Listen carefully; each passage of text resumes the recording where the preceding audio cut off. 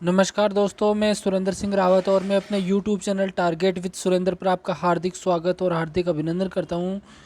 दोस्तों, चैनल पे नए हो तो चैनल को सब्सक्राइब करें, वीडियो को लाइक और शेयर ज़रूर करें। और मैं सेकंड ग्रेड टीचर।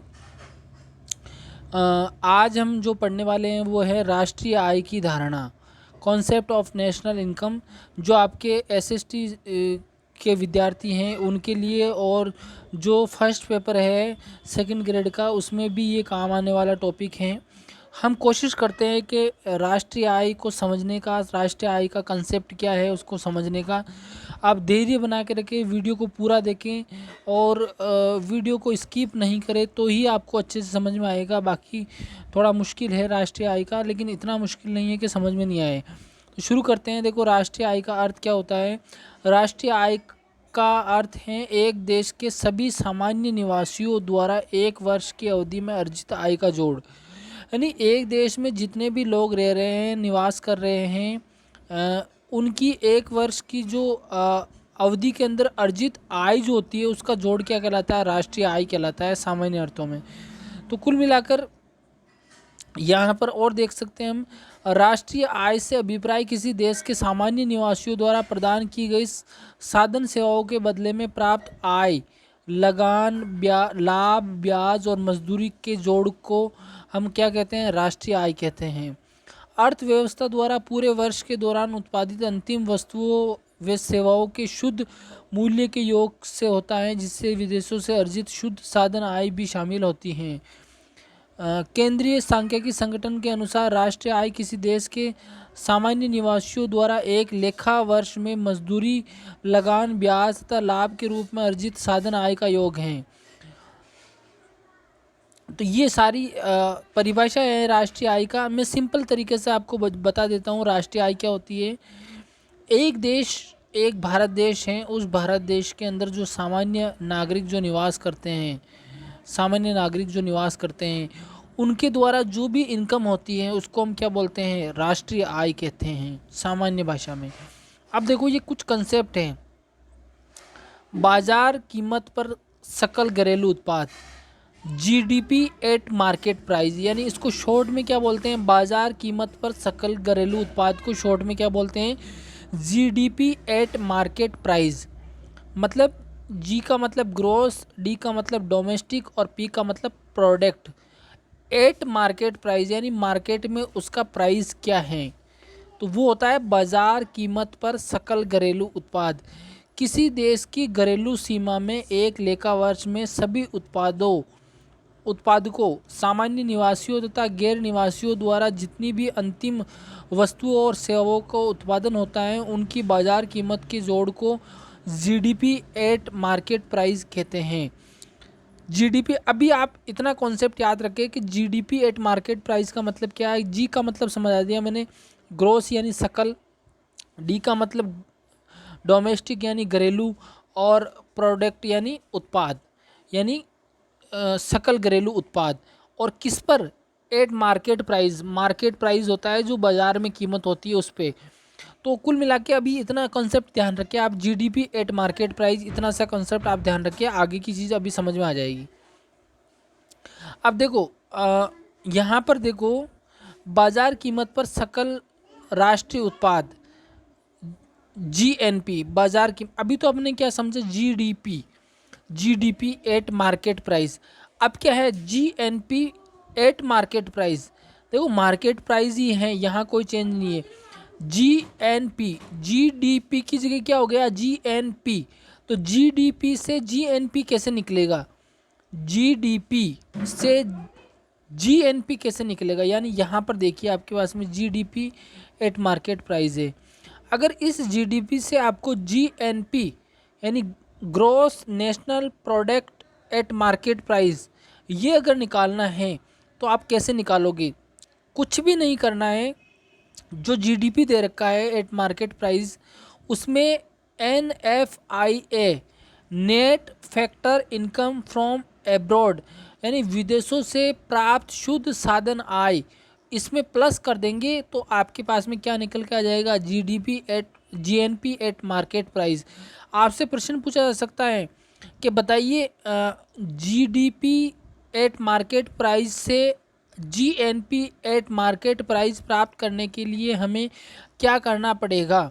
तो आपका आंसर होगा NFIA प्लस करना पड़ेगा, किसमें, जीडीपी में देखो कुछ भी चेंज नहीं होगा, केवल डी की जगह क्या हो जाएगा, एन हो जाएगा, और डी की जगह एन लाने के लिए आपको क्या करना पड़ रहा है, NFIA जोड़ना पड़ रहा है। तो NFIA यानी विदेशों से प्राप्त शुद्ध साधन आय अगर आपने जोड़ दी जीडीपी में, तो आपके पास में क्या निकल के आ जाएगा, जीएनपी निकल के आ जाएगा। ऐसे ही फॉर्मूले एग्जाम में पूछ जाते हैं, तो ये फॉर्मूला समझ में आ गया, याद रखना इसको। उसके बाद में देखते हैं अपन नेक्स्ट, बाजार कीमत पर शुद्ध राष्ट्रीय आय। अब एनएनपी निकालना है। एनएनपी देखो मार्केट प्राइस ही चल रहा है अभी, एनएनपी एट मार्केट प्राइस। अभी तक तो जीएनपी हमने, जीडीपी देख लिया, उसके बाद में जीएनपी देख लिया, अब एनएनपी कैसे निकालेंगे। तो देखो एनएनपी निकालने के लिए क्या करना पड़ेगा, जो जीएनपी तो अपन ने निकाल लिया था, जीएनपी कैसे निकाला था, जीएनपी में से अगर आप घिसावट माइनस कर देंगे तो आपके पास में क्या निकल के आ जाएगा, एनएनपी निकल के आ जाएगा। घिसावट का मतलब होता है कि जैसे मशीन चल रही है, अगर वो उत्पादन कर रही है तो उसकी कुछ घिसावट भी होगी, और घिसावट जो होगी उसमें फिर लागत होगी, टूट फूट होगी, वो लागत हमें जो इनकम है उसमें से तो लगानी पड़ेगी। इसीलिए अगर आपने घिसावट को माइनस कर दिया तो आपके पास में जीएनपी से क्या निकल के आ जाएगा, एनएनपी निकल के आ जाएगा। देखो समझना बात को, आपने क्या किया, NFIA जीडीपी से क्या निकाला, जीएनपी निकाला, प्लस करके NFIA प्लस करके। अब जीएनपी से आपने एनएनपी कैसे निकाला, घिसावट माइनस करके। घिसावट जीएनपी में से आपने क्या कर दिया, घिसावट माइनस कर दिया, तो आपके सामने क्या निकल के आ गया, एनएनपी निकल के आ गया। अब बाजार कीमत पर शुद्ध घरेलू उत्पाद एनडीपी एट मार्केट प्राइस।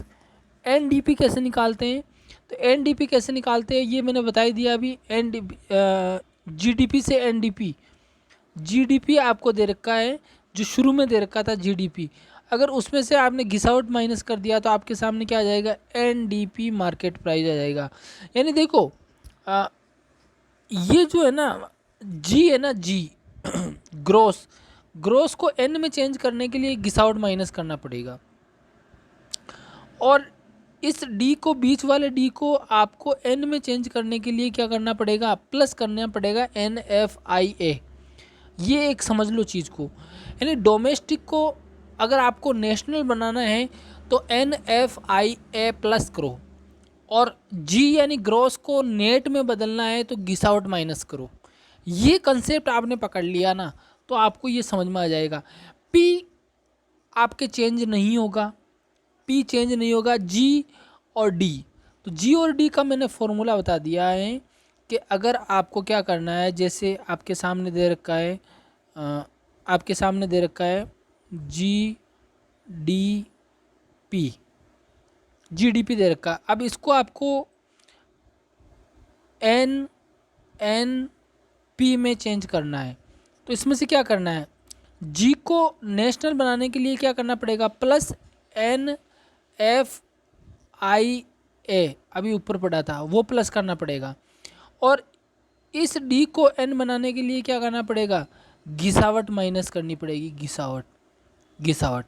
अब कुछ भी निकाल लो आपको एनएनपी से वापस इधर जाना है, तो देखो अब एनएनपी आपको दे दिया, मान लो एनएनपी आपको दे दिया, अब आपको क्या करना है, जीडीपी पे जाना है। तो घिसावट आपने यहाँ क्या किया था, माइनस किया था, इस फॉर्मूले से इस पे आने पे आपने क्या किया, माइनस किया। तो इससे इस फॉर्मूले पर जाने के लिए इसको क्या कर दो, प्लस कर दो, और इसको माइनस कर दो, उल्टा कर दो। समझ में आ गया ना। तो इस तरह आप निकाल सकते हो। अब देखिए, शुद्ध घरेलू आय साधन लागत पर शुद्ध घरेलू उत्पाद NDP एट फैक्टर कॉस्ट। अब देखो मार्केट प्राइस अलग हो गया, फैक्टर कॉस्ट अलग हो गया। अब देखो यहाँ इतनी देर मार्केट प्राइस चल रहा था, अब क्या चल रहा है, फैक्टर कॉस्ट चल रहा है। अब फैक्टर कॉस्ट आ गया, यानी साधन लागत पर आ गया। शुद्ध घरेलू उत्पाद, शुद्ध घरेलू आय साधन लागत पर आ गई। तो साधन लागत पर देखो, एक देश की घरेलू सीमा में एक लेखा वर्ष में अर्जित साधन आय यानी लाभ, लगान, ब्याज, मजदूरी के कुल जोड़ को शुद्ध घरेलू आय कहते हैं। NDP at factor cost, NDP at factor cost मतलब, एनडीपी एट फैक्टर कॉस्ट का मतलब हो गया लाभ, लगान, ब्याज और मजदूरी। अगर इन सब के जोड़ को अगर आप एक कर देते हो तो उसको बोलते हैं NDP, national domestic product at factor cost. आगे देखिए, अब जैसे आपको फॉर्मूला दे दिया कि एनडीपी आपको दे रखा है, फैक्टर कॉस्ट निकालना है, एनडीपी फैक्टर कॉस्ट निकालना है, और आपको दे रखा है एनडीपी मार्केट प्राइस। तो आप इसमें से क्या करोगे, अप्रत्यक्ष कर यानी इनडायरेक्ट टैक्स और प्लस कर दोगे आर्थिक सहायता यानी सब्सिडी आपको जो दे रखी है ना, वो आप क्या कर दोगे, प्लस कर दोगे, यानी सब्सिडी जोड़ दोगे और इनडायरेक्ट टैक्स घटा दोगे। तो आपके सामने एनडीपी से क्या निकल जाएगा, एनडीपी मार्केट प्राइस से क्या निकल जाएगा, एनडीपी फैक्टर कॉस्ट निकल जाएगा, एनडीपी फैक्टर कॉस्ट निकल जाएगा। अब एनडीपी एट फैक्टर कॉस्ट आप ऐसे भी निकाल सकते हैं। इसका एक और है, शुद्ध अप्रत्यक्ष कर, एनआईटी निकाल दो। देखो एक ही चीज़ है, यहाँ पर क्या है, यहाँ पर इन दोनों को प्लस माइनस किया गया है, यहाँ पर क्या है, शुद्ध अप्रत्यक्ष कर डायरेक्ट माइनस कर दिया तो भी एनडीपी फैक्टर कॉस्ट निकल जाएगा। मैं मानता हूँ कि समझ में कम आ रहा होगा, लेकिन अब क्या करें, यूट्यूब पर इतना ही समझा सकते हैं, तो जितना समझाने की कोशिश कर रहा हूँ मैं कर रहा हूँ। अब देखो, साधन लागत पर सकल घरेलू उत्पाद या सकल घरेलू आय, जीडीपी, देखो एनडीपी फैक्टर कॉस्ट आपको दे रखा है, एनडीपी फैक्टर कॉस्ट दे रखा है। अगर आप प्लस घिसावट कर दोगे इसमें क्या आ जाएगा, जीडीपी एट फैक्टर कॉस्ट आ जाएगा। मैंने पहले ही कहा था कि अगर आपको एन को आपको जी में चेंज करना है, एन को अगर आपको जी में चेंज करना है तो प्लस घिसावट कर दो, और जी को वापस एन में चेंज कर दिया तो माइनस घिसावट कर दो, समझ गए। और डोमेस्टिक को यानी डी को अगर एन में लाना है तो आपको क्या करना है, एन एफ आई ए, इसको क्या कर दो, आप अगर प्लस करोगे तो एन आ जाएगा और माइनस करोगे तो क्या आ जाएगा, डी आ जाएगा, डोमेस्टिक आ जाएगा। और पी कभी चेंज होता नहीं है। और फैक्टर कॉस्ट को चेंज करने के लिए क्या करना है आपको, फैक्टर कॉस्ट को चेंज करने के लिए मैंने बताया था, फैक्टर कॉस्ट को चेंज करने के लिए आप अप्रत्यक्ष कर एनआईटी, एनआईटी आप क्या करोगे, अगर आप एनआईटी आप सीधा, अगर आप एनआईटी यहाँ पर देखिए, अगर आप एनआईटी अगर आप एनआईटी क्या करोगे, यहाँ पर देखिए एनआईटी इसको अगर आप माइनस करते हैं तो फैक्टर कॉस्ट बन जाएगा, और इसको प्लस करते हैं तो मार्केट प्राइस बन जाएगा। समझ में आ गए, 3-4 चीज़ें ये इसमें। यहाँ पर अगर आपको एम पी की जगह एफ सी लाना है, एफ सी लाना है तो एन आई टी क्या करना पड़ेगा, माइनस करना पड़ेगा। और एफ सी की जगह एम पी लाना है तो आपको क्या करना पड़ेगा, शुद्ध अप्रत्यक्ष कर एन आई टी प्लस करना पड़ेगा। ये प्लस माइनस का ही चक्कर है बस, और कुछ भी नहीं है। अब देखो, एक्चुअल में अगर आपसे पूछे कि राष्ट्रीय आय क्या होता है, तो राष्ट्रीय आय होता है NNP eight factor cost, NNP eight factor cost, net national product at factor cost. साधन लागत पर शुद्ध राष्ट्रीय आय, साधन लागत पर शुद्ध राष्ट्रीय आय क्या कहलाती है, नेशनल इनकम कहलाती है। ये आरपीएससी ने पूछा भी है कि शुद्ध राष्ट्रीय आय है NNP eight factor cost, NNP market price at market price, शुद्ध राष्ट्रीय आय नहीं है। तो देखो यहाँ पर देखो, एनडीपी फैक्टर कॉस्ट में अगर आपने एनएफआई ए अगर प्लस कर दिया तो आपके सामने क्या आ गया, ये निकल के आ गया। बस आपको ये चीज़ समझना है।